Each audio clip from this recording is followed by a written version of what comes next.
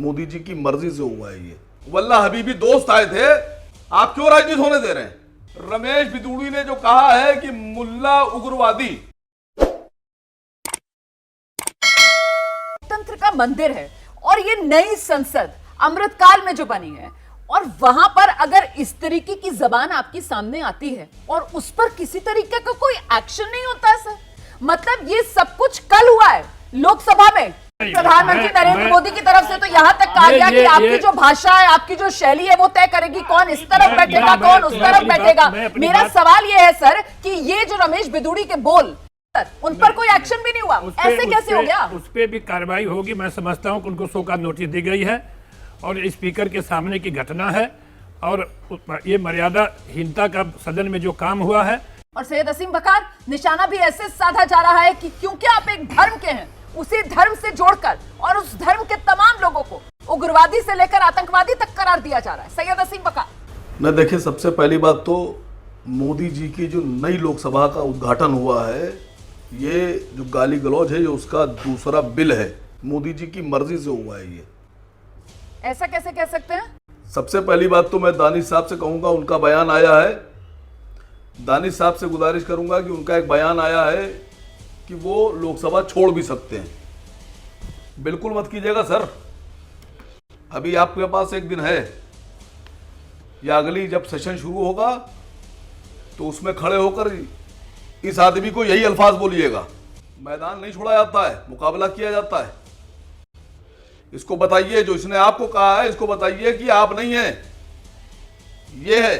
दूसरी सबसे अफसोसनाक बात ये लगी कि अगर संजय सिंह जैसे लोग सरकार से सवाल पूछ लें, प्रधानमंत्री के गलत कामों पे टिप्पणी कर दें, सवाल पूछ लें, तो निलंबन हो जाएगा।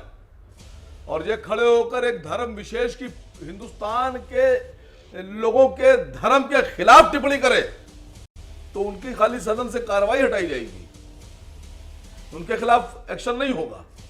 और सबसे पहली बड़ी बात तो डॉक्टर हर्षवर्धन सिंह, डॉक्टर हर्षवर्धन साहब और रविशंकर प्रसाद जी बहुत एजुकेटेड लोग, डॉक्टर है सर वो, और वो वकील साहब पीछे बैठे हैं, दोनों हंस रहे हैं।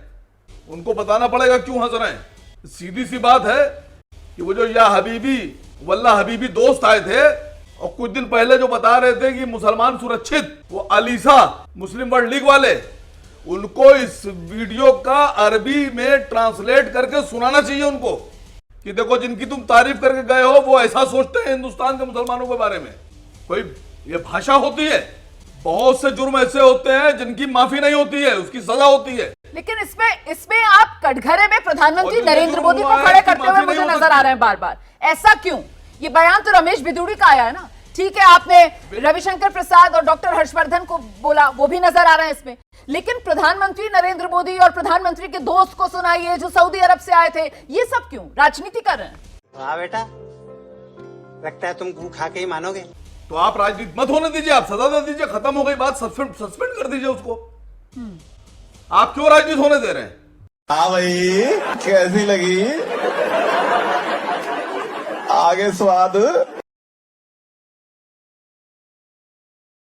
कि प्रधानमंत्री मोदी जी की अगर मर्जी इसमें शामिल नहीं होगी, या मर्जी उनकी शामिल ना होती, तो अब तक कार्रवाई हो गई होती।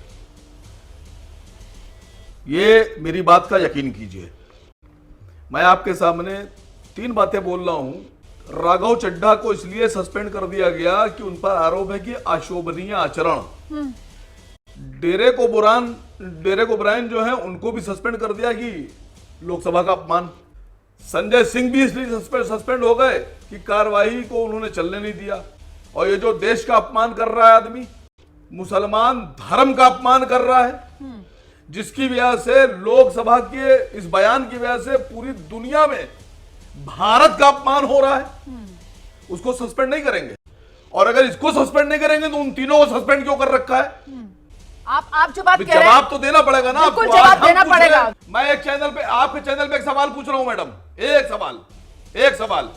रमेश बिदूड़ी ने जो कहा है कि मुल्ला उग्रवादी, क्या मोदी जी इस बात से सहमत है? अगर हां तो जवाब दे, और नहीं तो कार्रवाई करें, इसको निलंबित करें, इसको पार्टी से निष्कासित करें। अब्बा नहीं मानेंगे। अब बताइए मैं क्या करूंगा? एक बहुत सिंपल सी टिप आपके साथ शेयर करती हूँ। अपने हाथ को इस तरीके से रखिए। If you look at this from your side, आपका लेफ्ट हैंड आपको बी के जैसे दिखेगा और राइट हैंड आपको डी के जैसे दिखेगा। B and D. B for थोड़ी मदद रखिए। वे मैं तेरा मन पर